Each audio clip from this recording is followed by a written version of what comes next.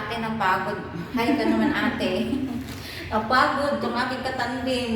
Kasi time na namin pero wala pa nagbukas. Ayan. Ang dami pa lang itong building dito guys. 955 yung pinuntahin namin. Ang daming ang daming tawag nito. Elevator. Kailangan may access. So nagpa-escort pa kami sa guard. Ito yung namin. Tulog pa guys. Kaya nakatambay na kami dito. Oras na ng namin. Linis ay. Ang laki ng building na to. Ang dami. 4 na elevator. Iba-ibang Biro mo lang kasi 955. Ayan. Namin alam kung ano yung lilinisan namin. Tulog pa sila. Tapos amoy tuyo pa dito guys. Kagutom. Ayan, nasa kabilang building diba? Nakita niyo guys? Laki. Kabila to ang daming building na to. Pero parehong unit 10. Ayan. Tondo to. Tondo tayo guys. Ayan. Ay, thank you pala sa pa-t-shirt ng Team Organic. Ayan. Regalan shout out everyone. Ayan. At sa lahat ng team. Team Wealth. At saka Team Original. Tita Gi, Kaangkan. Ano pa ba yun?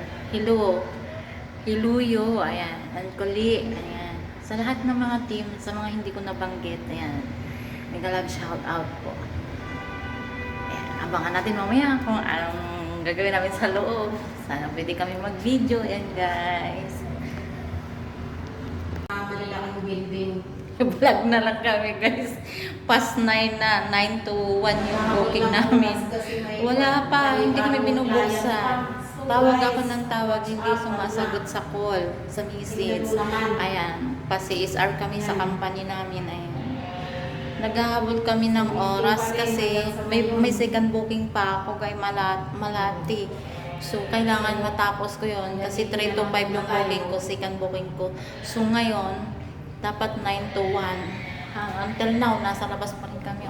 Wala pa. Wala pa ding nag-CSR sa amin sa office namin. Agoy. Patay. Ayan, nag-vlog na lang kami.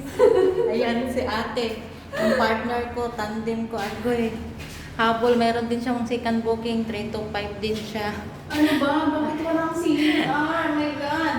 Nagpa-CSR na kami sa aming company. Walang nag-help sa amin. Kaya pa ko tawag ng tawag, message wala pang reply. So, ayan. Kakatukin natin ulit. Ito yung mahirap sa buhay namin. Pag yung client namin, hindi nagre-reply, hindi sumasagot ng tawag, tapos yung oras namin tumatakbo. Nga. Tawag talaga yan gang. Sinasabi. Ayan. So, waiting pa rin kami guys. Mga lampas na talaga kami sa oras namin. Habulin talaga namin ito pag nagbukas to. Ayan. So, ayan guys. Mamaya ulit.